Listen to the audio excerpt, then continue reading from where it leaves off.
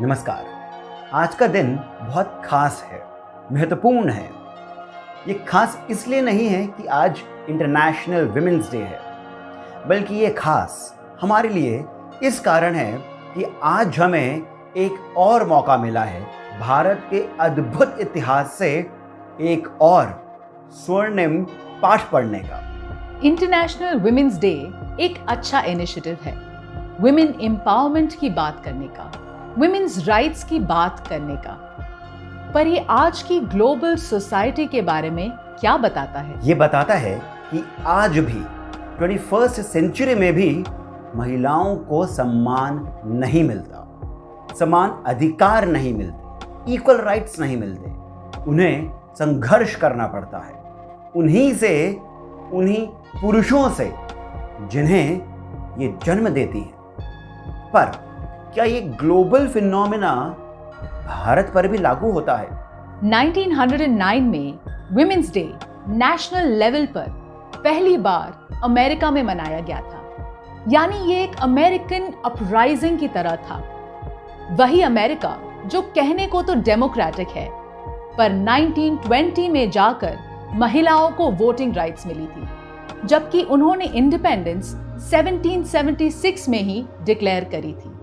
Such a long time, और वो भी लंबे प्रोटेस्ट और संघर्ष के बाद। यही विमेंस डे कई सालों बाद इंटरनेशनल विमेंस डे के रूप में यूरोप में मनाया जाने लगा। डेनमार्क, ऑस्ट्रिया, स्विट्जरलैंड जैसी कई सारी कंट्रीज में भी। रशिया में यानी तब के यूएसएसआर में तो फेब्रुअरी रेवोल्यूशन, अक्टूबर रेवोल्यूशन जो बाद में रशियन रेवोल्यूशन के रूप में तब्दील हुआ, उन सभी में एक बहुत बड़ा कारण इस ही का रहा है। ये लार्जली एक वेस्टर्न कम्युनिस्ट आइडिया रहा है, जब तक इसे यूनाइटेड नेशंस ने 1975 में अडॉप्ट नहीं किया था। एक वेस्टर्न कॉन्सेप्ट, वेस्टर्न, जहां रोमन एम्पायर के कोलैप्स के बाद, पैगनिज्म की समाप्ति के बाद और क्रिश्चियनिटी के स्प्रेड के बाद से ही एक डार्क एज की शुरुआत हुई। यानी करीबन 6-7 सेंचुरी से लेकर 17th-18th सेंचुरी तक ये डार्क एज का पीरियड चला। चर्च का दबदबा, क्रिश्चियनिटी में कन्वर्जन का जोर और महिलाओं का उत्पीड़न, These were some of the characteristics of that period. In short, जो 1000 सालों से अधिक समय तक यूरोप में और फिर बाद में अमेरिका में महिलाओं के साथ अभद्र और अत्याचारी व्यवहार हुआ था, उस ही की आवाज है इंटरनेशनल विमेंस डे। पर भारत की नहीं, 1950 में जब भारत का संविधान लागू हुआ, तब कहीं पर भी ये बात नहीं आई कि वोटिंग राइट्स में महिलाओं के अधिकार क्या हो, उन्हें राइट्स मिलने चाहिए या नहीं, क्योंकि भारत में तो ये एक नैसर्गिक अधिकार है। यानी ये एक ऑब्वियस सी बात है।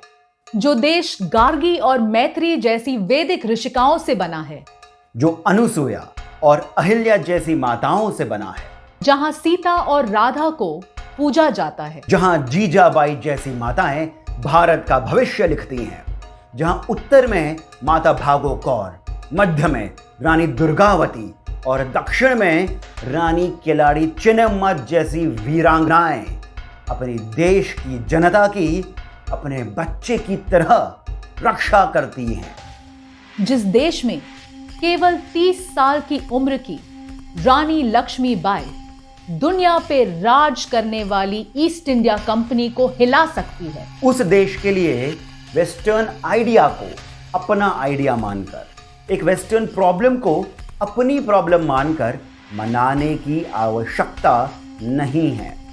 इस देश में सती प्रथा नहीं थी, इक्का दुक्का कुछ केसेस थे। महिला उत्पीड़न समाज में नहीं था। विदेशी धर्मों का, दूसरे धर्मों का अत्याचार था।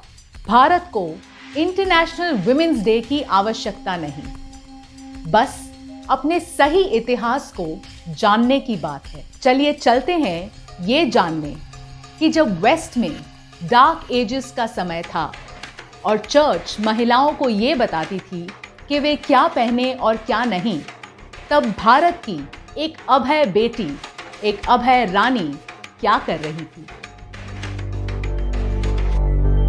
This is where stories begin. 16th century में यानी 1555 के आसपास कर्नाटक का एक बड़ा हिस्सा पोर्चुगीज के अधीन था। बेंगलुरु का किला भी उन्होंने अपने अधिकार में ले लिया था, पर एक छोटा सा राज्य उल्लाल पोर्चुगीज के अधीन, उनके अधिकार में नहीं आ पा रहा था। कारण था उल्लाल की एक रानी जिसने पोर्टुगीज ताकत के आगे झुकने से मना कर दिया। अब जिन महिलाओं को हम अपने घर में दबा कर रखते थे, वो हमें चैलेंज करेगी। ये बात पोर्टुगीज को पची नहीं। जब बातों से काम नहीं होता तो दम लगाना पड़ता है, और ये तो एक स्त्री थी। इसी कारण एक छोटी सी सेना उल्लाल भेजी गई, कुछ सिपाही और कुछ नाव। इन कुछ नावों के और कुछ सिपाहियों के वापस आने का इंतजार पोर्चुगीज बस करते ही रह गए। एक भी नाव या एक भी सिपाही वापस नहीं आए। अपमान, तौहीन, पोर्टुगीज को समझ ही नहीं आया कि ये क्या हुआ। उन्हें बस बुरा लगा। फिर एक ताकतवर योद्धा एडमिरल डॉम डा सिल्वेरिया आगे आया। उन्होंने कहा कि इस रानी को तो मैं सबक सिखाऊंगा, और ये कह के कई नावों के साथ, एक बड़ी सी सेना के साथ, ये एडमिरल उल्लाल की उस रानी को पकड़ने चल दिया। अब कुछ समय बाद एडमिरल डॉम डा सिल्वेरिया वापस आए। उनके साथ उनके कुछ सिपाही भी थे। उन्हें देखकर पोर्चुगीज खुश हुए। उनसे पूछा, बाकी के सिपाही कहाँ हैं? एडमिरल ने कहा, हम ही वापस आ गए, यही बड़ी बात है। वो नारी रानी नहीं है, वो अभय रानी है। She is fearless.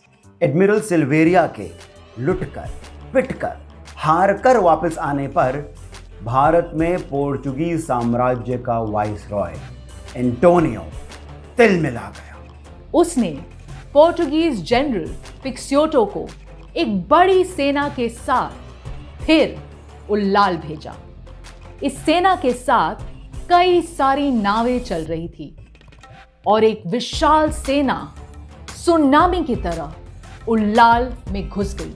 पोर्चुगीज सेना के हजारों सिपाहियों ने उल्लाल के किले के पहले दरवाजे पर एक साथ धावा बोला। दरवाजा टूट गया और पोर्चुगीज भीतर आ गए। पर यह क्या, अंदर तो कोई भी नहीं था। वे आगे बढ़े। किले का दूसरा दरवाजा तोड़ा गया, पर फिर से वहां कोई नहीं था। आगे जाकर तीसरा दरवाजा, चौथा दरवाजा। दरवाजे तो टूट रहे थे, पर किले के अंदर कोई नहीं था। बात अजीब थी, अंदर कोई भी भारतीय नहीं था। पर यह अजीब बात जनरल पिक्सियोटो को अच्छी लगी। कहाँ पहले इसी रानी ने हमारे कितने ही सिपाहियों को मारा था, पर अब जब मैं इतनी बड़ी सेना लेकर आया हूं तो ये भाग खड़ी हुई है। अब सेलिब्रेशन तो बनता है। उल्लाल के किले को एक सेलिब्रेशन हॉल की तरह यूज किया गया। पिक्सियोटो अपने सिपाहियों के साथ नाचा, झूमा और फिर सो गया। पिक्सियोटो की नींद खुली आधी रात को, लोगों के चीखने चिल्लाने के बीच। जब अपने कैंप से पिक्सियोटो आंखें मलता हुआ बाहर आया, तो जो उसने अपने सामने देखा, उसे देखकर उसकी आंखें फटी की फटी रह गई। सामने थी, हाथ में तलवार लिए, घोड़े पर सवार उल्लाल की अभय, अविजयी रानी, रानी अबक्का चौटा।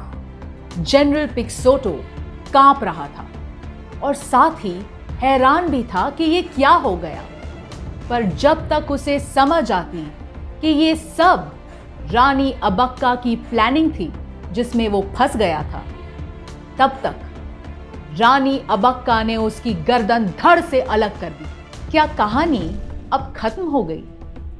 असली कमाल तो अभी होना बाकी है।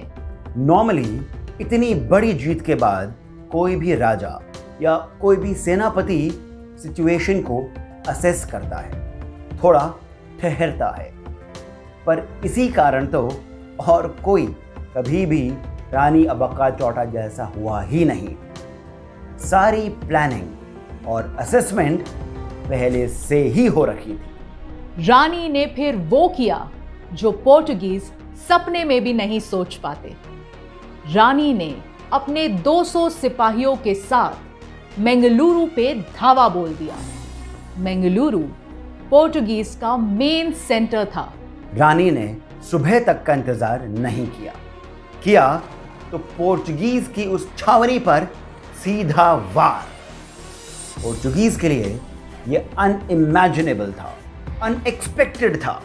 रानी तूफान की तरह आई और आंधी की तरह पोर्टुगीज के भारत में सबसे बड़े मिलिट्री सेंटर को उजाड़ दिया, उखाड़ दिया। पोर्टुगीज में सबसे बड़े मिलिट्री जनरल मैस्करेनिस का धरती से 1 वे टिकट कटा दिया।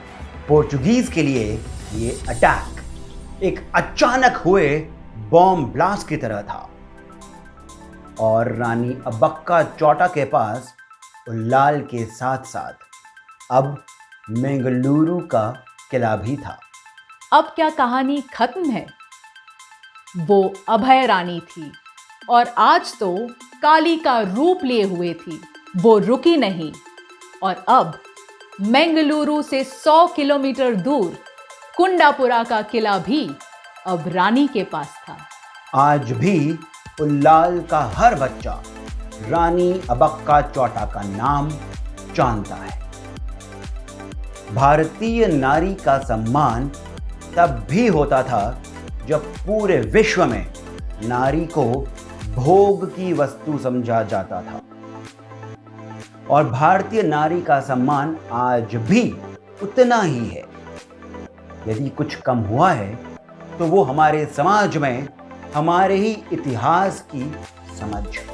जिस दिन बेड टाइम स्टोरीज में हर माता पिता रानी अबक्का, भागो कौर, रानी चिन्नम्मा के जैसी वीर नारियों की कहानी सुनाना चालू करेंगे, उस दिन से किसी भी समाज में महिलाओं को पुरुषों के साथ कंपेयर करने की बेवकूफी नहीं होगी।